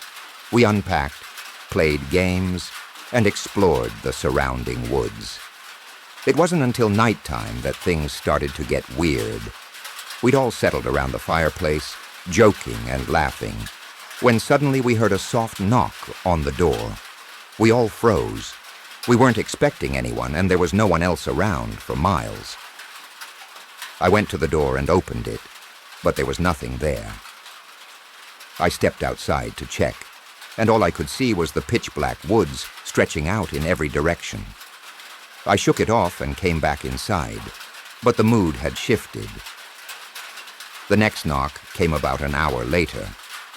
This time, I felt a little more unsettled, but I opened the door again. Nothing. I closed it a little more forcefully this time, and we all decided to ignore it. But after that, things escalated. Later that evening, we heard a soft voice, just a faint whisper that seemed to come from somewhere outside. It was a woman's voice, calling out, though we couldn't make out the words. We all got up and looked through the windows, but the outside was just darkness. That's when things started to feel off. We could hear movement just outside, like someone was walking around the cabin. The trees rustled, and I even thought I saw something moving in the shadows. But no one was there. Eventually, we tried to get some sleep, but none of us could shake the feeling of being watched. The next morning, everything seemed normal again, but we couldn't ignore the creeping suspicion that something was wrong. We decided to hike to a nearby river, hoping to clear our heads. As we walked, we came across an old abandoned house deep in the woods, something we hadn't seen the day before. It was crumbling and overgrown, with vines wrapping around the windows and doors. The roof looked like it was about to collapse. We took a look around, and that's when we found something strange. In the front yard, there was a stone slab, partially buried under dirt and leaves. We cleared it away and discovered an old weathered grave marker. The engraving was faded, but we could still make out the name, Margaret Branson. We didn't think much of it at first, but the moment we turned to leave, we heard a loud banging noise from the direction of the cabin. Our hearts skipped a beat, and we rushed back as quickly as we could. When we reached the cabin, it was completely still, and there was no sign of anything unusual. That night, things got much worse. We were sitting by the fire when we heard a loud knock on the door, this time much harder than before. It was almost as if the door was about to break. We all jumped up and stared at each other, unsure of what to do. Then we heard the voice again. A woman's whisper, almost a wail, calling out from the woods. We didn't open the door this time. Instead, we barricaded ourselves inside, too afraid to even look out the windows. As the night wore on, we started hearing scratching noises. Something was clawing at the wood. It came from every direction, the walls, the windows, the door. The entire cabin felt like it was under siege. The sounds grew louder, and then we heard something that chilled us to the bone. Footsteps, heavy and slow, coming up the stairs to the front porch. We were all frozen in place. We could hear the creak of the floorboards on the porch, the soft thud of each step as someone, or something, approached the door. We were all holding our breath when the door suddenly burst open with a loud crash. The door flew off its hinges and slammed against the wall, and standing in the doorway was an old woman, hunched over, her long white hair hanging in front of her face. Her skin was pale and almost translucent, and she was wearing a long, tattered dress. Her eyes were wide and glassy, and she just stood there, staring at us. Before any of us could react, she let out a scream, a high-pitched, horrible shriek that seemed to shake the very walls of the cabin. It felt like the air was being sucked out of the room. We scrambled to get away, but the woman didn't move. She just stood there, staring.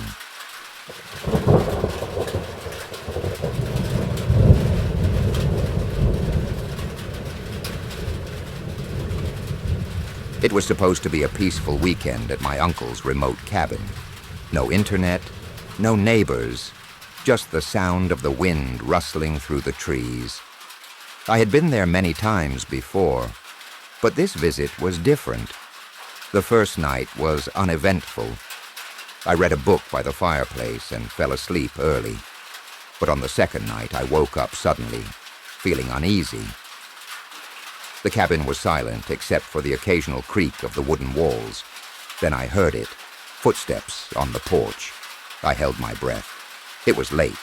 Who would be out here in the middle of nowhere? The footsteps were slow, deliberate, circling the cabin. Then a faint knock at the door. Not loud, just a gentle tap, tap, tap.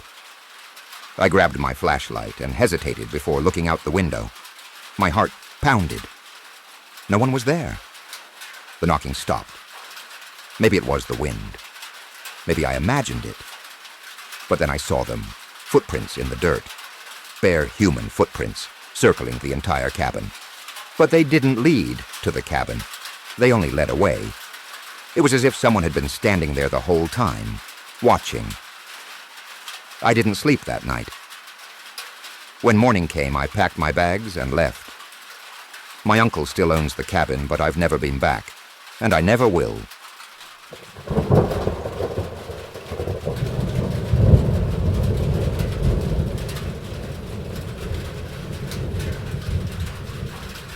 I grew up spending summers at my family's remote cabin deep in the woods. It was old, isolated, and had a strange, unsettling energy about it. But as a kid, I never thought much of it. A few years ago, I went back alone for a weekend getaway. I hadn't been there in years, and nostalgia hit me hard as I walked through the creaky wooden door. Everything was just as I remembered, except for one thing. In the small storage shed beside the cabin, I found an old notebook. It looked familiar. When I flipped through it, my stomach dropped. It was my childhood notebook. My name was written inside, and I recognized my handwriting from when I was about 10 years old. But something wasn't right. There were new entries written in it, and they weren't mine. The handwriting was different, jagged, and frantic. Page after page, it repeated the same chilling sentence. I see you. I know you're here. I slammed the notebook shut and ran back inside, locking the door. My mind raced. Who had been here? How did they find my old notebook? Had they been watching me all these years? That night I barely slept. Every sound outside sent me into a panic. The next morning, I left and never went back.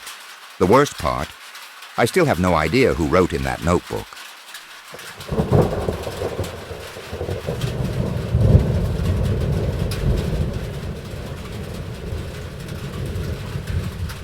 A few years ago, my friends and I rented a remote cabin deep in the woods for a weekend getaway. No neighbors, no cell service, just us and the wilderness. The first night was great. We grilled food, told ghost stories, and laughed around the fire. By midnight, everyone had gone to bed. I was the last one awake, finishing my drink on the porch when I heard it, a loud thud against the cabin wall. I froze. It sounded like something big had slammed into the side of the cabin. My first thought was a bear, but then came a sound that sent chills through my entire body. It was a whimper. A low, painful cry, like an injured animal. I grabbed my flashlight and slowly walked around the cabin. The sound was coming from the woods. I shined the light into the darkness, and for a split second, I saw something move. It was low to the ground, crawling. But then, it stood up. It wasn't an animal. It was a person. I barely had time to process what I was seeing before it took off running, on all fours. I bolted inside, locked the doors, and woke my friends. We stayed up the rest of the night, too scared to sleep. By morning, we found footprints circling the cabin. But they weren't normal footprints. They started out human. Then halfway through, they changed. Something had been watching us, and whatever it wasn't entirely human.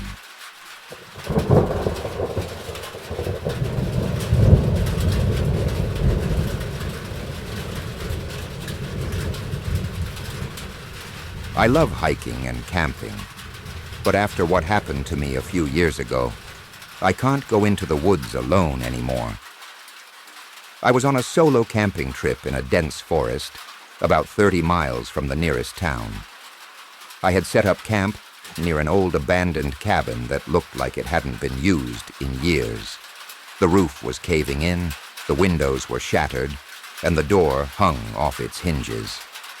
I should have taken it as a bad sign, but I ignored it.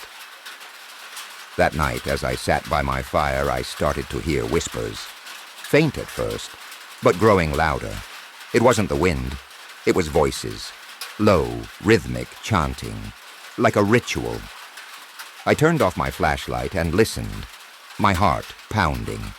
The voices were coming from the trees. I grabbed my knife and held my breath. Suddenly I noticed something even worse. strange symbols carved into the trees around my campsite. They hadn't been there before. Then I saw it, a figure just beyond the fire's glow, tall, unmoving, watching me. I shined my flashlight, but the second the beam hit the trees, it was gone. I didn't sleep. At the first sign of daylight, I packed up and ran back to my car. I don't know who or what I saw that night, but someone had been out there, watching, waiting. I never camp alone anymore.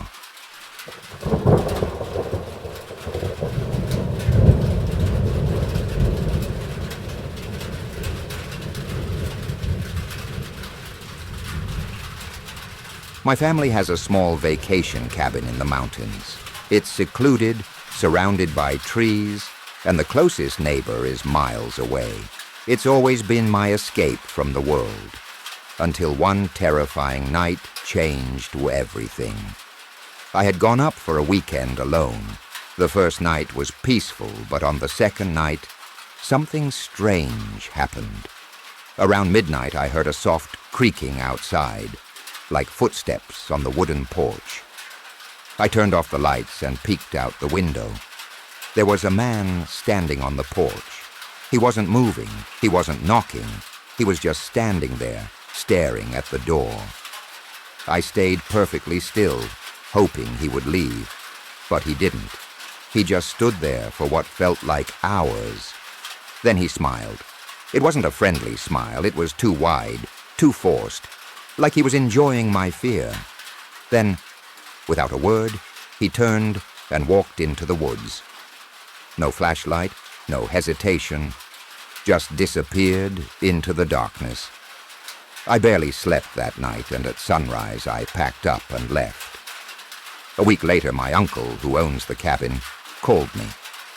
He had gone up for the weekend and found something disturbing.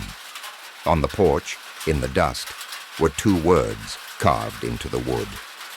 See you.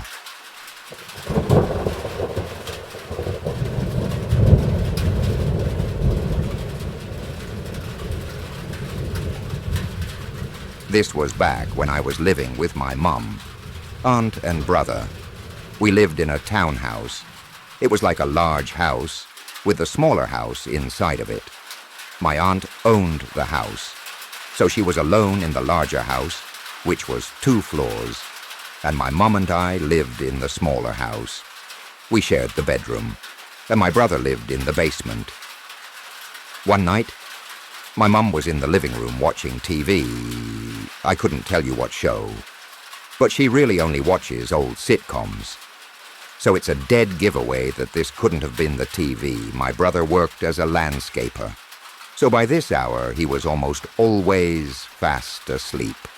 Our bedroom has an outside-facing wall facing the very large Finston backyard, and behind it, a small stretch of woodland bordered by a reservoir. There isn't any room for anything larger than a coyote to live there, and nothing larger is native to the area. Considering that we live in the suburbs, there are mountain lions a little over an hour north. But wolves and other predators are not native at all around 1 a.m. I heard this blood-curdling scream. Before you say anything, yes, I am aware of mountain lion screams, and I've listened to them extensively. But this was absolutely not a mountain lion. It wasn't a fox either, or any other animal that I could think of that we have here. But I'm open to suggestions. If you think you know any, it goes on for a good 10 or so minutes. While I lay paralyzed with fear, it sounds almost like children screaming, except deeper and more terrified. It genuinely sounded like someone being killed the next morning. I asked my mom about it, and she said she didn't hear anything. My brother said that he did, but he thought that I was just up watching TV, or that maybe my aunt was fighting with her boyfriend. My aunt thought it was my mom having a temper tantrum to this day.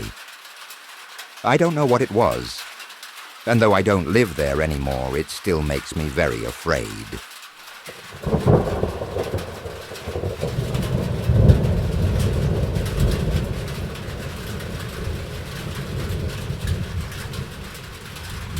I inherited my uncle's cabin after he passed away, so I decided to spend the weekend there and get some peace and quiet.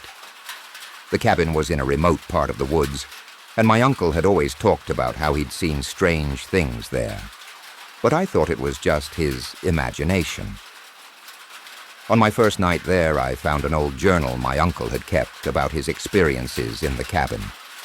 He wrote about strange noises, sightings of shadowy figures, and an overwhelming sense of being watched. I laughed it off and assumed he was just paranoid. Later that night, though, I started hearing things. At first, it was just the wind, but as the night went on, I heard footsteps on the porch. I checked outside, but no one was there. I thought I was just being paranoid. The next morning, I found footprints leading into the woods, but there were no tracks leading back. I don't know why, but that scared me more than anything. I decided to leave, but as I packed my stuff, I looked out the window and saw a figure standing just inside the tree line. I couldn't see its face, but it was wearing the same clothes as the person my uncle had described in his journal. I didn't wait to find out who it was. I left the cabin and I haven't gone back. The footprints were gone by the time I returned, but I'll never forget the feeling that something was waiting for me out there.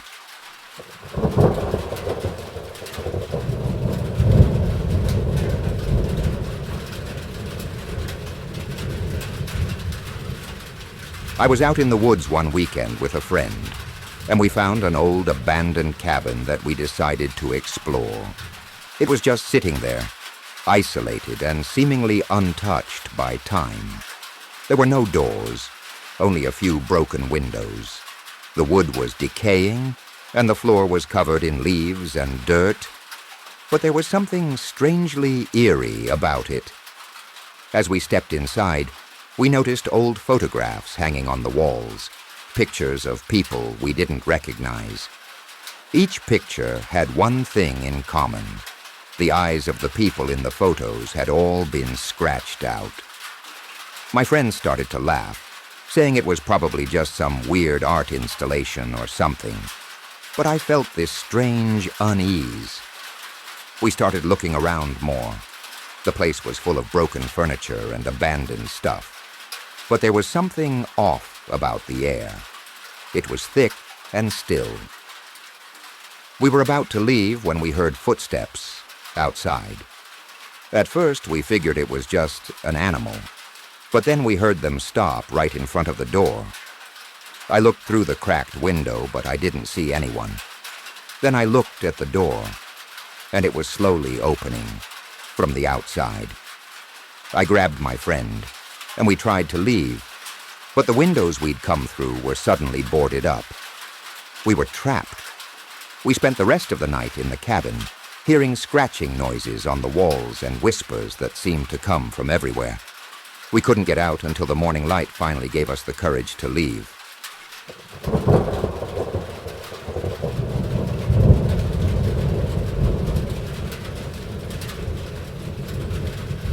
It was supposed to be just another hiking trip. My friend and I had been exploring the mountains for years, but this time we stumbled upon something neither of us could explain. Deep in the forest, miles away from any marked trails, we found an old abandoned cabin. The wood was rotting, the windows shattered, and the front door hung open as if waiting for us. Against my better judgment, we went inside. The first thing I noticed was the smell. It was damp, moldy, but there was something else, something metallic, like rust or blood. Inside the cabin was nearly empty except for a wooden chair and a small table. But on the walls were drawings, hundreds of them, carved into the wood with something sharp. Figures with hollow eyes, twisted faces, and long claw-like hands. Some of them had smiling mouths. Others had no mouths at all. Then my friend whispered, "Look at the floor." I felt my stomach drop. The dust had been disturbed. Someone had been here, recently. Suddenly we heard a creak from the back room. A slow, deliberate sound, like a footstep on old wood. We didn't wait to find out who or what was inside. We ran.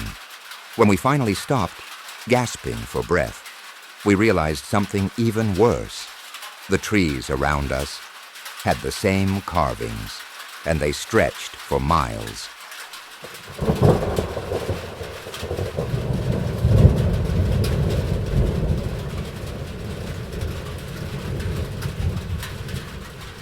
I had always liked being alone in the house. It was a rare treat. My parents out for the evening, leaving me to enjoy the solitude. The kind of peace you only get when you're the only one in the house. But that night, something felt off. A strange tension hung in the air, like something wasn't quite right. The house was old, with creaky floors and windows that rattled in the wind. It was an oddly comforting sound normally, but tonight, the wind howled through the trees and rattled the window panes a little too loudly. The whole house seemed to sigh, as if it were trying to tell me something. I sat on the couch, watching a random movie, but my focus kept drifting. The wind outside howled louder, and I could hear the rain begin to tap against the glass. Everything seemed fine, except for the uneasiness creeping up my spine. I tried to shake it off. Maybe I was just imagining things, but the feeling lingered. As I leaned back, trying to relax, a strange sound broke the quiet. The doorbell, a soft chime that echoed through the empty house. At first I thought it was the wind playing tricks on me, or maybe my mind wandering. But then I heard it again, the doorbell, this time more insistent. I froze. Who could it be? It was late, far too late for someone to be at the door. My parents were out, and I hadn't heard a car pull up. I stood up slowly, trying to listen carefully. Was I imagining it? No, it was definitely the doorbell. I glanced out the window beside the front door, trying to see who was there, but the rain blurred the view. The front porch light barely illuminated the space, casting long shadows across the doorstep. Whoever it was, they were standing just out of view. Against my better judgment, I approached the door. I hesitated, my heart racing. Should I open it? I didn't know who it could be. But the doorbell rang again, louder this time, more urgent. My pulse quickened as I stood there, my hand resting on the cold metal knob. Was it a neighbor? A lost delivery driver? My mind raced through possible scenarios. I reluctantly peered through the peephole. I couldn't see much, just a dark shape standing in the shadows. Whoever it was, they were tall. Too tall. And they didn't move. Just standing there, staring. My hand shook as I pulled back from the peephole. Who was that? I told myself I was being paranoid. Maybe it was just a mistake. Maybe it was someone who had the wrong house, but I couldn't shake the feeling that something wasn't right. Another ring of the doorbell, this time followed by a soft, low knock. One single tap, as if to remind me that someone was waiting, that someone was out there. My stomach dropped. I didn't know what to do. My mind raced through every possible scenario, each one worse than the last. I stepped back from the door and ran to the living room, trying to think. Should I call my parents?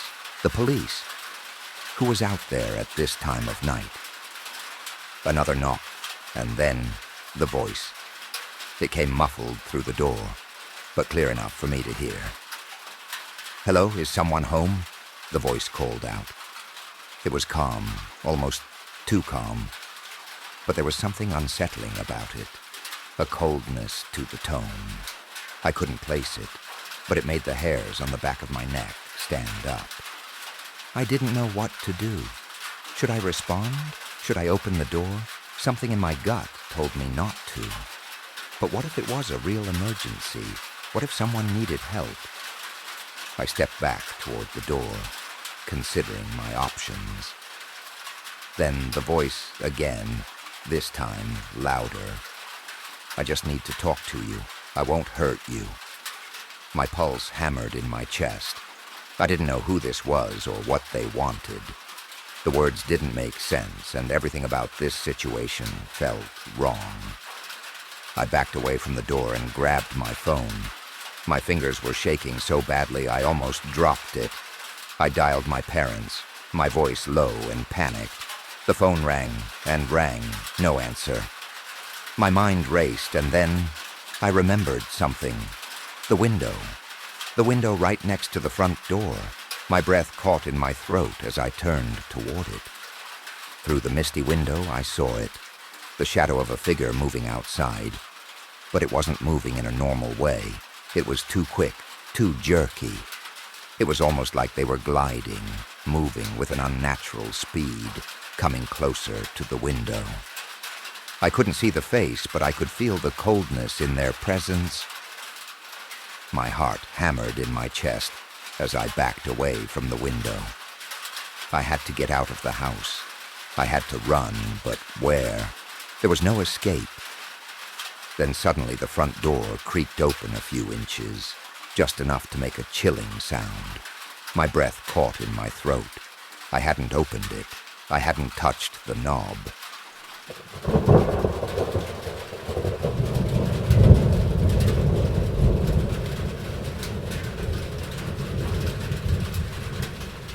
A friend of mine had a terrifying experience while camping near an old cabin in a remote part of the woods. They were out there with a group of people, and while most of them stayed near the campfire, my friend decided to take a walk and explore the area. While wandering through the trees, they came across the dilapidated cabin. It was surrounded by dense woods, and the place felt incredibly old, with broken windows and overgrown vines. But despite its state of decay, there was something unsettling about it. It almost seemed as if it were waiting for someone to come inside. Curious, my friend pushed the door open and stepped inside. The floorboards creaked beneath their feet as they explored the main room. On one wall, they noticed some strange symbols painted in what looked like old blood. The atmosphere was oppressive, like the air itself was thick with some kind of energy. Then they heard a creaking sound from upstairs. It was faint, but unmistakable. Someone was walking around up there. Terrified, my friend hurried out of the cabin and rushed back to camp.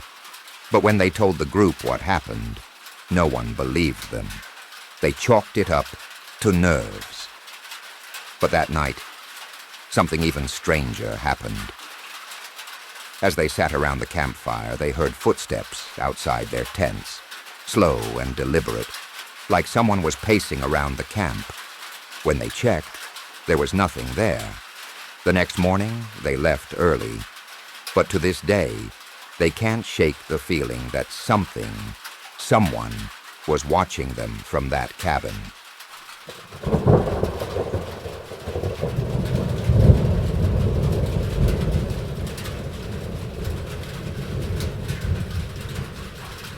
A couple of years ago, I went on a solo hiking trip in a remote part of the forest, hoping for some solitude and a break from the hustle of city life.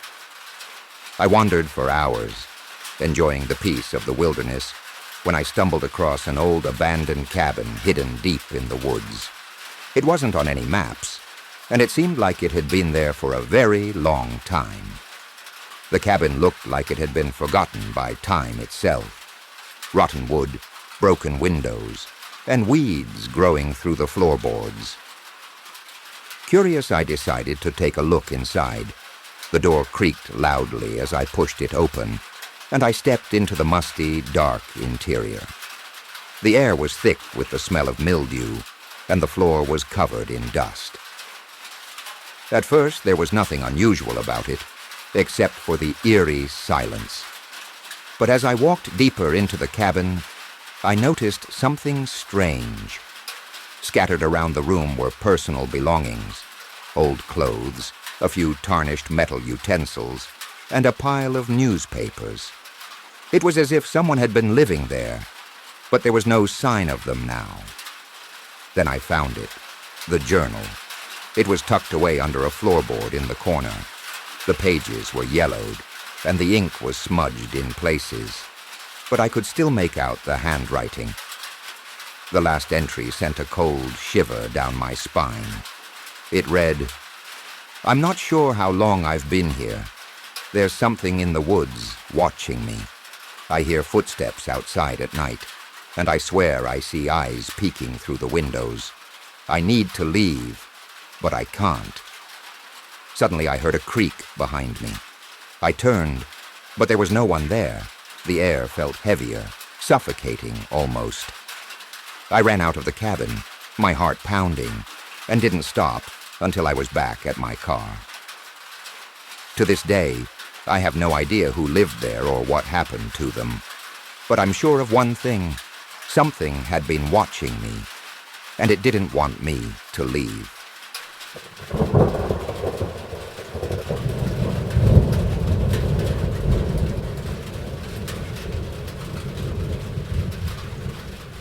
My family and I rented a cabin in the Smoky Mountains for a week. It was beautiful, peaceful, and pretty isolated, which is exactly what we wanted. The first couple of days were perfect. Hiking, sightseeing, just enjoying the fresh mountain air. Then on the third night, something happened that I still can't explain. At around 2 a.m., we were all woken up by the security alarm blaring. This alarm was specifically set to go off only if a door was opened. My heart was pounding as I jumped out of bed. My first thought was that someone had broken in. I grabbed the flashlight and checked both the front and back doors. They were locked. Every single window shut and latched. I double-checked the system. There was no malfunction, no power surge, nothing that could have triggered it by accident. At that point, my wife and I were completely unsettled. We barely slept for the rest of the night, and the next morning, we asked the rental office if there had been any previous reports of strange occurrences in the cabin. The lady behind the counter hesitated before saying, "Not that I know of," but I swear I saw something in her expression, like she was hiding something. We still had a few nights left in our stay, but I couldn't relax after that. Every single night I lay awake, listening, waiting, but nothing else happened. To this day, I have no explanation for it, and I'm not sure I want one.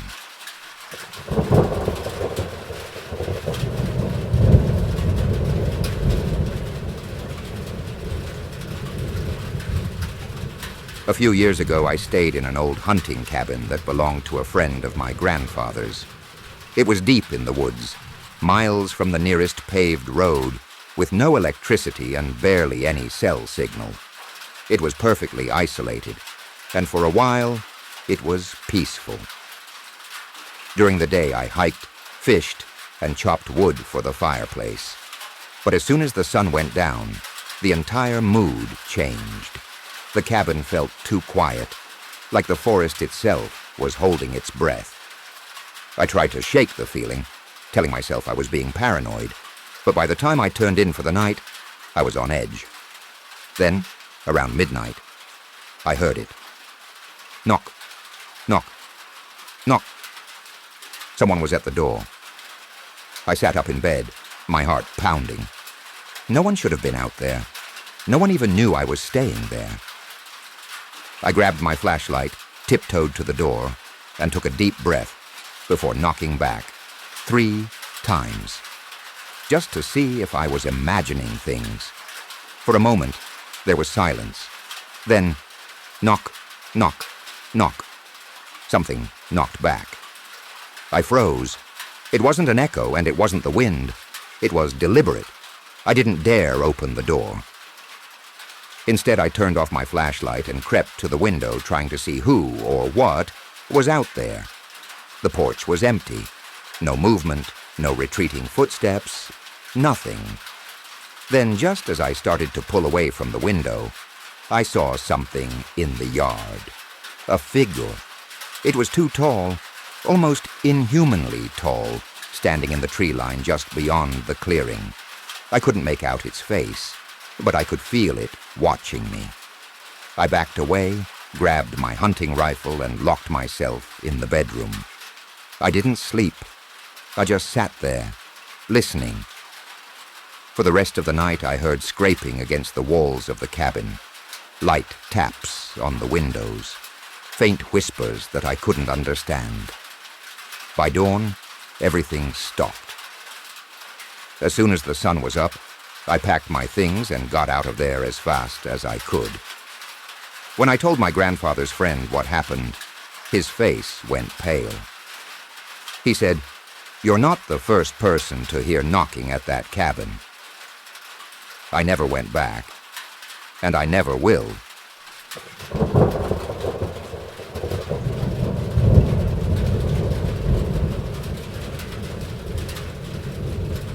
A few years ago, I took a solo camping trip in a remote part of the Pacific Northwest. I had been feeling stressed with work and life, so I figured a few days off the grid would do me good. I packed my gear, hiked deep into the woods, and eventually found an old abandoned cabin near a small river. It looked like no one had been there in decades. Windows were broken, the wood was rotting, and nature was reclaiming it. But for some reason, I had a bad feeling about it. The place felt wrong.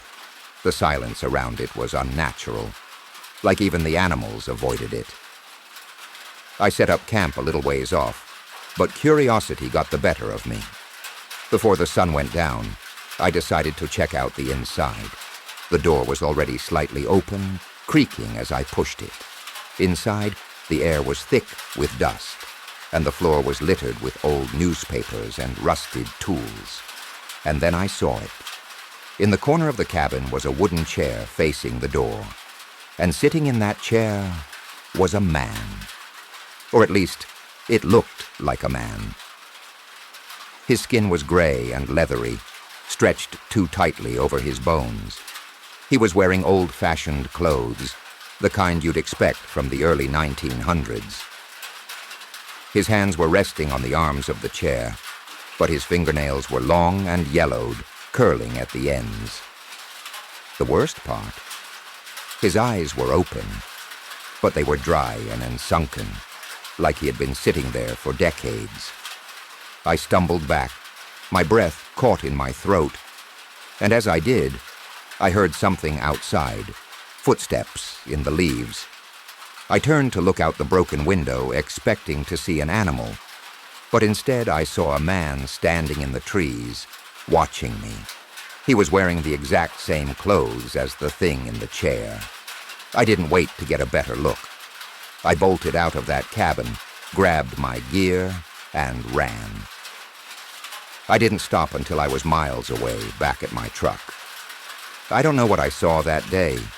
I don't know if it was a ghost, something supernatural, or something worse.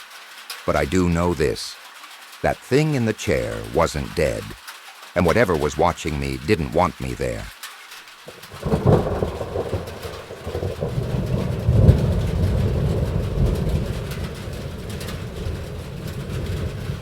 I rented a cabin by myself for a weekend retreat to clear my head.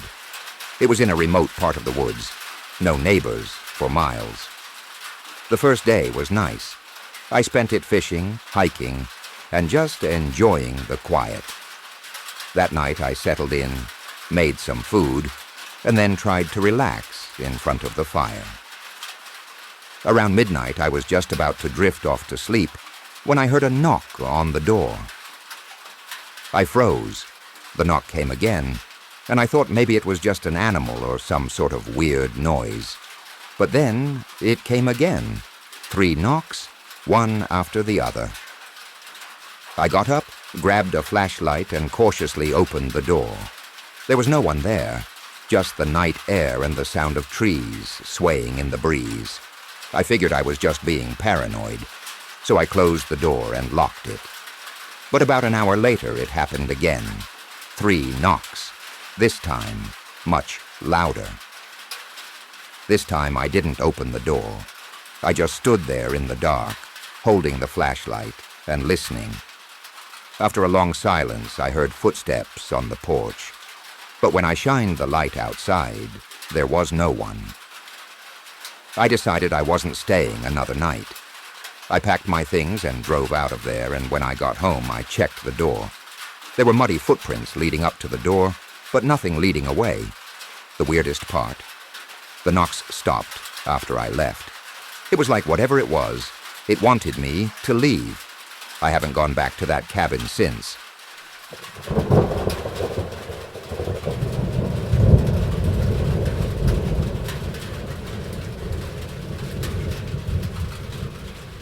A group of friends and I rented a cabin deep in the woods for a weekend getaway. It was supposed to be a relaxing trip, but things quickly took a strange turn. We got there in the afternoon, and everything seemed fine.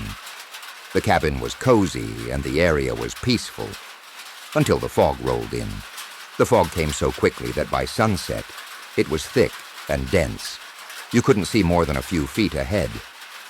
That night, the fog was still there, and the sounds from the forest became unsettling. We started hearing footsteps around the cabin, twigs snapping, leaves rustling, and even some whispers carried by the wind. We tried to brush it off as animals, but then we started to see figures moving in the fog. People, shapes. At first, it was just shadows, but as we stared harder, we could see them more clearly. We went outside to check it out, but the figures were always just a few steps away from us. Every time we tried to approach them, they would vanish into the fog. It felt like we were being watched the entire time. By the end of the night, none of us could sleep. We stayed huddled together, afraid to leave the cabin. The fog eventually cleared, but the feeling of being watched stayed with us the whole weekend. None of us talked about what we saw, but we all knew something was out there, and we weren't going back.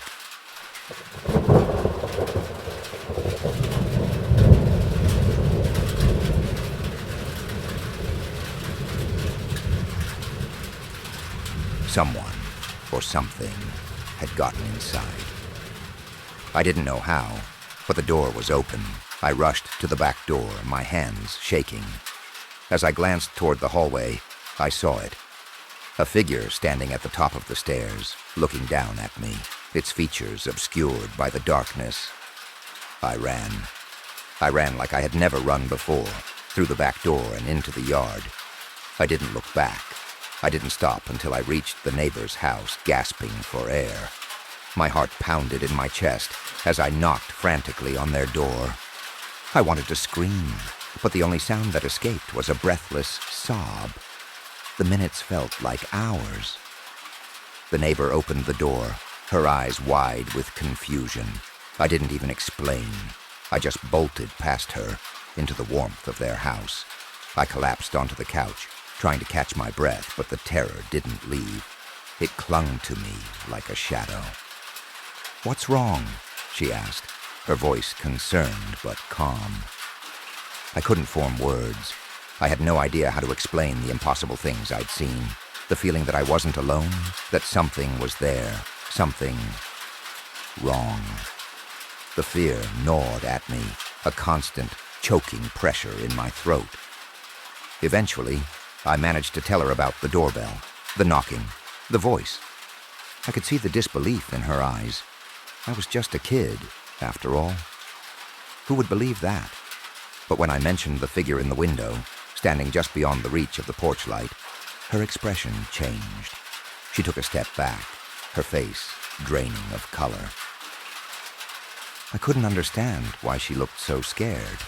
I tried to calm myself, to rationalize what had happened. Maybe it was a prank, I said, trying to convince both of us.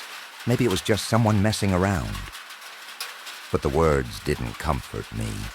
I could still see the shadow in my mind, still hear the knock at the door. The neighbor said she was going to call the police. I nodded, not sure what good it would do, but it was the only thing left to do. As she went to get the phone, I stood by the window, looking out into the rain-soaked night. My eyes darted around, expecting something, someone, to be watching me. But the street was empty, save for the flickering streetlight and the damp pavement. The silence that followed was deafening. The doorbell had stopped ringing. The knocks had ceased, but the coldness had settled in my bones. It was like the world was holding its breath. I didn't dare move from the window, my eyes scanning the dark street. And then it happened. The front porch light flickered, just once. But it was enough to make my blood run cold. I turned away from the window, my breath coming in shallow gasps. What if they were still there? What if they never left?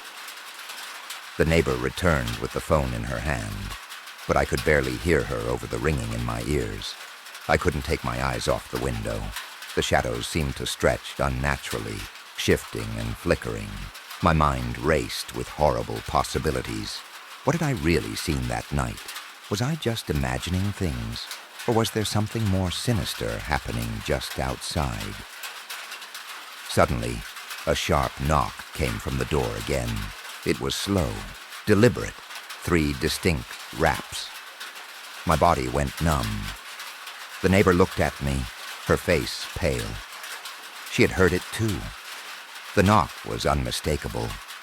But this time, I didn't have the courage to go near the door. I slowly backed away from the window and looked around the room, feeling like the walls were closing in on me. It was as if the house was alive with something that didn't belong, something foreign. The hairs on my neck stood on end. I couldn't stay in this house any longer. I couldn't. But every part of me froze, unable to move. The knock came again, 3 taps, followed by a breathless silence, the kind of silence that made my skin crawl. The neighbor was on the phone now, talking to the police. Her voice was strained as she tried to explain the situation, but she kept looking at me with wide eyes. I could tell she didn't know what to make of it. How could she? It was too strange, too unbelievable. But then the doorbell rang once more, a loud, jarring chime, followed by another knock. This time, though, it wasn't just from the front door. It sounded like it came from everywhere, the front, the back, the sides. It was as if the entire house itself was being surrounded.